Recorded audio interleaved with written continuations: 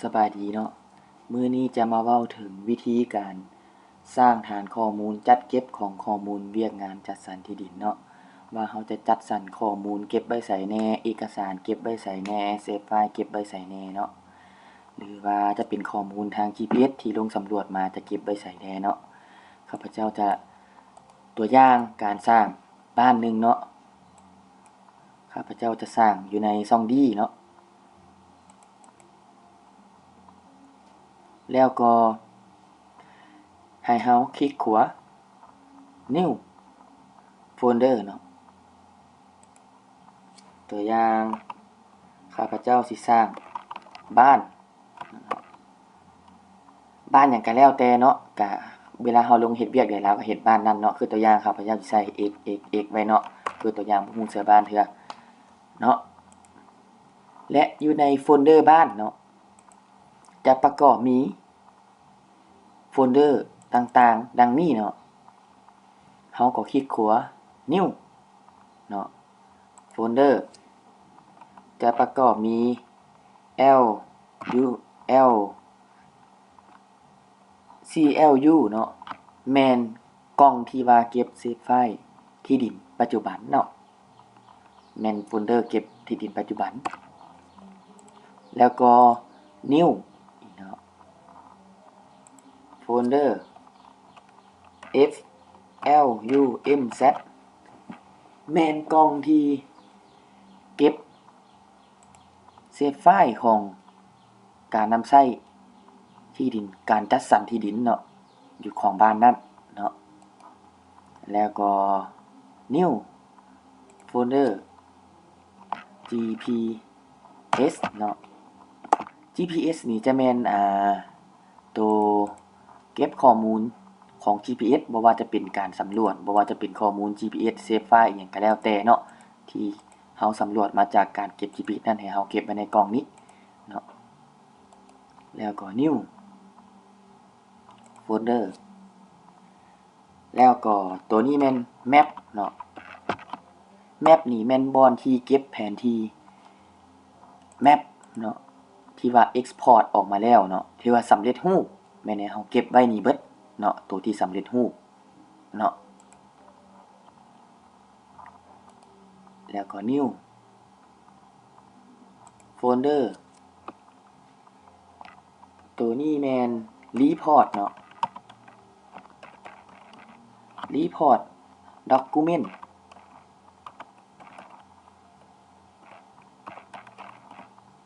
ตัวนี้ก็เข้าใจกันดีเนาะตัวนี้แม่นโฟลเดอร์เก็บเอกสารต่างๆเนาะแม่นอาจจะเป็นบทรายงานอาจจะเป็นข้อตกลงอาจจะเป็นหยังแล้วแต่เอกสารเนาะบ่หรือว่าบทรายงานบ้านนั้นเนาะให้เรามาเก็บไว้ในนี้เบิดทุกๆเอกสารแล้วก็ New Folder B N D เนาะ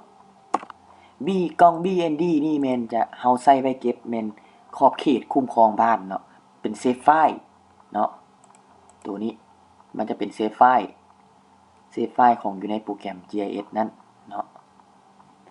อาจจะมีขอบเขตคุ้มครองจุดที่ตั้งเส้นเชื่อมต่อระหว่างบ้านอย่างเก็บไว้ในตัวนี้เนาะแล้วก็ New Folder ตัวนี้แม่น Raster เนาะ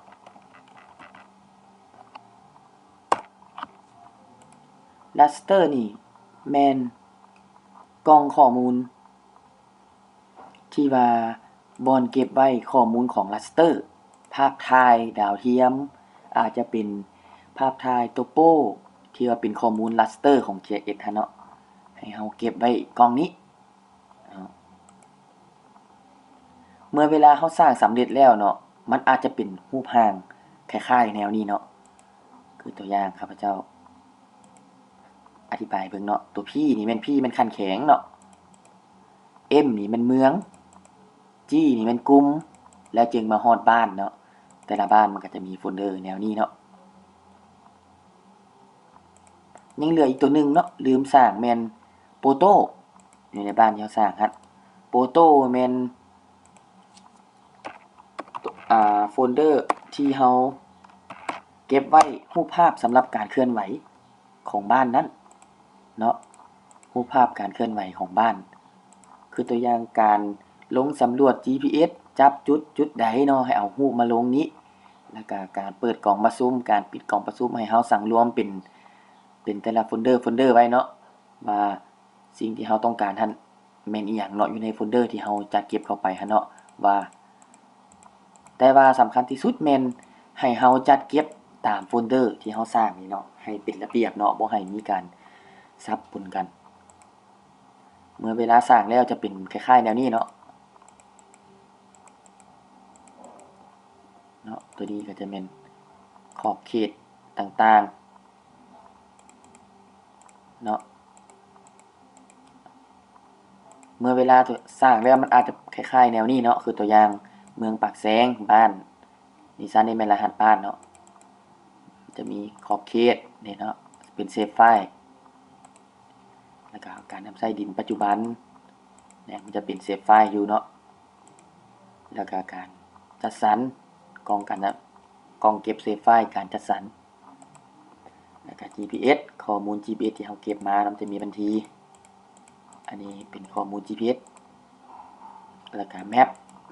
แผนที่เรา export ออกมาหั่นเนาะ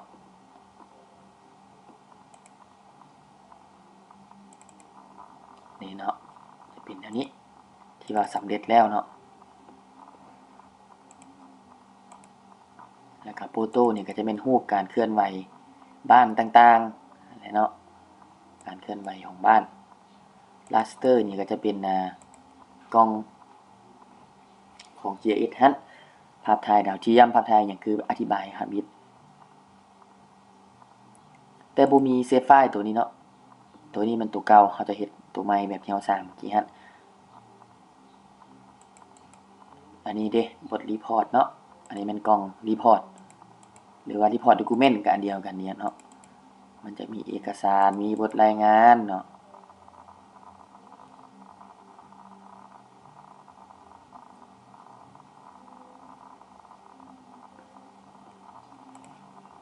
เปิดบทรายงานของเบิ่งเนาะนี่เนาะมันจะรวมกันเลยอยู่นี่เนาะ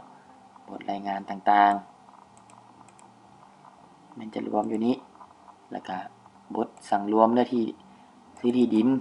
แต่ละประเภทอันนี้เป็นปัจจุบันเนาะนี่เขาจะสั่งรวมให้เนาะ